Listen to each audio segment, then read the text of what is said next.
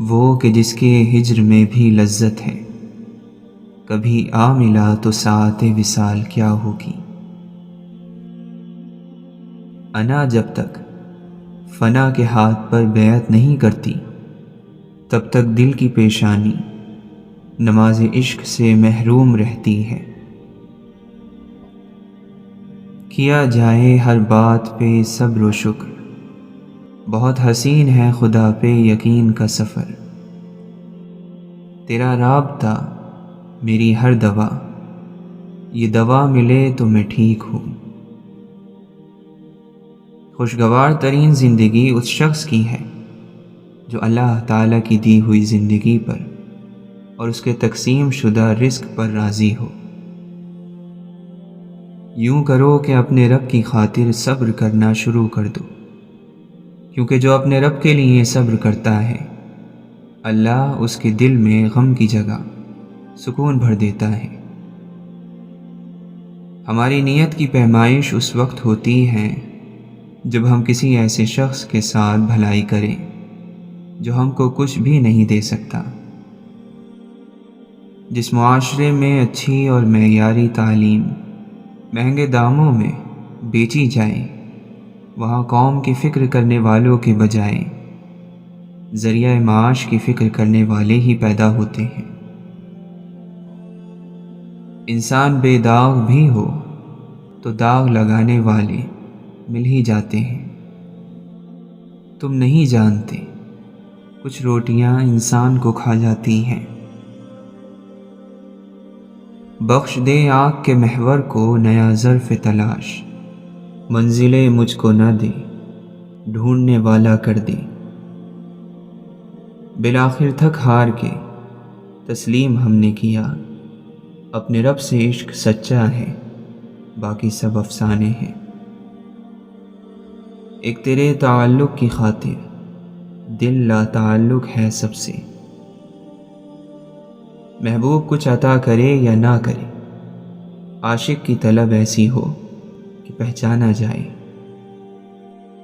تو نے چکھی ہے فقط گناہوں کی لذت، تو کیا جانے ذکر الہی میں ہے سرور کتنا۔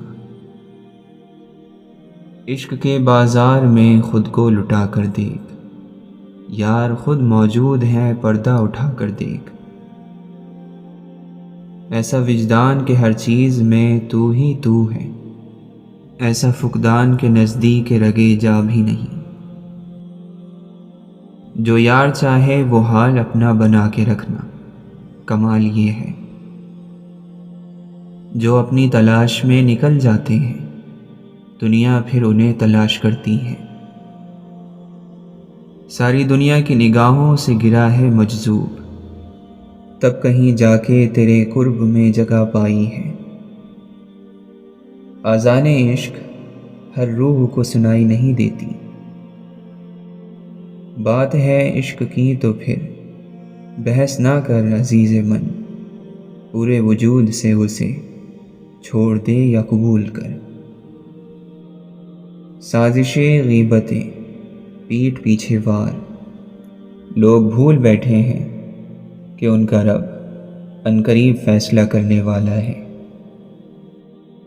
بات سیدھی ہے مگر سمجھنے والوں کے لیے، جو تجھ کو بنا سکتا ہے وہ تجھ کو مٹا بھی سکتا ہے۔ پرواہ نہیں اگر یہ زمانہ خفا رہے، مومن دعا یہ مانگ خدا مہرباں رہے۔ صرف احساس ندامت ایک سجدہ اور چشم تر، اے خدا کتنا آساں ہے منانا تجھ کو۔ جب ہم یہ پوچھ رہے ہوتے ہیں کہ آج کھانے میں کیا ہے، اس وقت بہت سارے لوگ یہ سوچ رہے ہوتے ہیں کہ آج کھانے کو کچھ ہے یا نہیں۔ خدا بھول چکا زندگی آزمائش بن گئی، دعائیں قبول نہیں ہوتی۔ پوچھا نماز فجر پڑھتے ہو، بولا آنکھ نہیں کھلتی۔ علم حاصل کرنے والے کی خواہش یہ ہو کہ کچھ ایسے الفاظ لکھوں جس سے کوئی گمراہی کے راستے پر جاتے جاتے رک جائے، نہ بھی رکے تو سوچ میں ضرور پڑ جائے۔ ہر زمزم ایڑیاں رگڑنے کے بعد ملتا ہے۔ ایڑیاں رگڑنا سیکھو، اللہ دیتا ہے، اور اتنا دیتا ہے کہ نسلوں تک ختم نہیں ہوتا۔ کوئی صلح کرا دے غریب کی بھی زندگی کی الجھنوں سے، بڑی طلب لگی ہے اسے بھی آج مسکرانے کی۔ جس کے ساتھ تم ہنستے ہو اسے بھول سکتے ہو، لیکن جس کے ساتھ روئے ہو اسے نہیں بھول سکتے۔ جو یہ کہتے ہیں عورت کا کوئی گھر نہیں ہوتا، غلط کہتے ہیں۔ دراصل عورت کے بغیر کوئی گھر ہی نہیں ہوتا۔ تم زیادہ ترجیح ان لوگوں کو دیا کرو جو حق کی کڑوی باتیں تم سے کھل کر کہنے والے ہوں۔ خاموشیاں کر دے بیاں تو الگ بات ہے، کچھ درد ہیں لفظوں میں اتارے نہیں جاتے۔ اللہ کے نبی صلی اللہ علیہ وسلم نے فرمایا، جب کسی کے عیب نکالنے کا خیال تیرے دل میں پیدا ہو تو اس کے اظہار سے تجھ کو تیرا یہ خیال روک دے کہ مجھ میں بھی تو کچھ عیب ہیں۔ ہم بھی کسی روز وہاں ہوں گے جہاں کوئی دستک نہ اشارہ نہ صدا جائے گی۔ اللہ تعالی قبر کی سختیوں سے ہمیں بچائے۔ جن سے محبت کی جاتی ہے ان کی عزت محبت سے زیادہ کی جاتی ہے۔ دیکھ ساقی کیسے بستا ہے عشق وجود میں، سلطنت میری ہے رگ رگ پر حکومت یار کی۔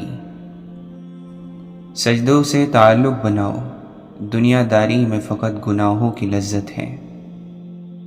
پڑھنے لگی درود اگر دل کی دھڑکنیں، اس سے بڑا کوئی خدا کا کرم نہیں۔ صلی اللہ علیہ وسلم۔ سب سے اچھی ہجرت گناہوں کو چھوڑ کر نیکی کی طرف آنا ہے۔ تکلیف کے لمحے گناہوں میں کمی کر دیتے ہیں۔ حضرت علی رضی اللہ عنہ فرماتے ہیں، دھوکہ دینے کے 1000 طریقے ہیں، لیکن سب سے گھٹیا طریقہ محبت اور ہمدردی کا دکھاوا کرنا ہے۔ قبر وہ خالی مکان ہے جو صرف اچھے اعمال سے ہی آباد ہو سکتا ہے۔ مایوس کیوں ہو ذرا سی دیر پر، بھول گئے وہ تمہارا اللہ کون ہے۔ اللہ ماضی دیکھ کر نہیں، تڑپ دیکھ کر عطا کرتا ہے۔ مجھ پر میرے گناہ ہنسے اور رو پڑے مدت بعد جب میں عبادت کے لیے گیا۔ لفظ خیالوں کا حق مار لیتے ہیں۔ آنکھوں میں پانی لیے مجھے گھورتا ہی رہا، وہ آئینے میں کھڑا شخص پریشان بہت تھا۔ محبت کو عشق اور عشق کو جب جنون ملا، مٹا کے سب کچھ تب جا کر مجھے سکون ملا۔ ہم جو انسانوں کی تہذیب لیے پھرتے ہیں، ہم سا وحشی کوئی جنگل کے درندوں میں نہیں۔ حضرت امام غزالی رحمۃ اللہ علیہ فرماتے ہیں، جہالت دل کی موت ہے اور دل کی زندگی علم ہے۔ مولانا رومی فرماتے ہیں، اگر تجھے کسی ایسے دوست کی تلاش ہے جس میں کوئی کمی نہ ہو تو افسوس کہ تو زندگی بھر بلا دوست ہی رہے گا۔ جب سناٹا روح میں اتر جائے پھر رونقیں متاثر نہیں کرتی۔ ہو سکتا ہے ہمارے رب نے ہمارے لیے سمندر لکھا ہو اور ہم ایک قطرے کے لیے ضد کر رہے ہوں، سو بہتر ہے کہ صبر کرو۔ اور بدنصیب ہے وہ شخص جس کی صحت اس کا ساتھ دے اور وہ اپنے رب کے حضور سجدہ نہ کرے۔ کسی کی زندگی میں وہ غلطی بن کر کبھی بھی شامل نہ ہو جس کے بعد آپ تا عمر خاموش بددعاؤں کے گھیرے میں آ جائیں۔ یہ خاموش بددعائیں بہت اوپر تک جاتی ہیں اور پھر انسان کو مرنے دیتی ہیں اور نہ جینے دیتی ہیں۔ معجزے ہوتے ہیں لیکن اس کا طریقہ یہ ہے کہ تم اللہ پر مکمل یقین رکھو اور صبر کرتے رہو۔ تب اللہ تمہارے لیے چھوٹے چھوٹے ذریعے بناتا ہے، اور پھر وہ آہستہ آہستہ تمہارے قدموں کو انہی ذریعوں کی طرف موڑنے لگتا ہے۔ پھر وہی ذریعے تمہیں تمہاری دعاؤں کی قبولیت تک لے جاتے ہیں۔ کسی کو خود مت چھوڑیں، جو جانا چاہے تو مت روکیں، جو پلٹ آئے تو اس کے لیے دروازہ کھلا رکھیں۔ یہ تیرے رب کی صفت ہے۔ نہ افسوس ہے تجھے صاحب، نہ کوئی شرمندگی ہے، گزر رہی ہے جو گناہوں میں یہ کیسی زندگی ہے۔ یہی بھید ہے زندگی کا، دل تنگ نہ کرو، بس اتنی سی بات ہے، جو ہے اسے قبول کرو، جو نہیں ہے اس کے خواب نہ دیکھو۔ کبھی کبھی دل کے ٹوٹنے کی آواز اتنی بے آواز ہوتی ہے کہ جو دل کے قریب ہوتے ہیں وہ بھی نہیں سن پاتے، لیکن جو ذات شہرک سے بھی زیادہ قریب ہے وہ خوب جانتا ہے۔ وہ تو دل میں اٹھنے والے درد کو بھی جانتا ہے، تمہارے قرب کو بھی جانتا ہے، بس اسی کو پکارو، خالص اسی کے بن کر۔ توکل وہ راستہ ہے جس کے ذریعے آگ ٹھنڈی کر دی جاتی ہے، جو ایڑیوں سے زمزم نکلوا دیتا ہے، جو دریا میں راستہ بنوا دیتا ہے، جو یوسف علیہ السلام کو یعقوب علیہ السلام سے ملا دیتا ہے، جو شدید طوفان میں کشتی نوح پار لگا دیتا ہے۔ تو پھر کیا تم اپنے رب پر توکل نہیں کرو گے، جو ناممکن کو ممکن کرنے کی قدرت رکھتا ہے؟ جب انسان کی تکلیف حد سے بڑھ جائے تو وہ آنسوؤں کے ذریعے اللہ سے ہم کلام ہوتا ہے۔ انسان کے آنسو در حقیقت ایسی پر اسرار کتاب ہوتے ہیں جس کو چاہ کر بھی کوئی دوسرا انسان پڑھ نہیں سکتا، کیونکہ اس کا علم صرف اللہ کے پاس ہوتا ہے۔ اپنے دل کی بات اپنے اللہ سے کیجیے۔ انسان بہت تلخ بات کرتا ہے، لیکن حیرت ہے کہ وہ کسی کی ذرا سی تلخ بات برداشت نہیں کر سکتا۔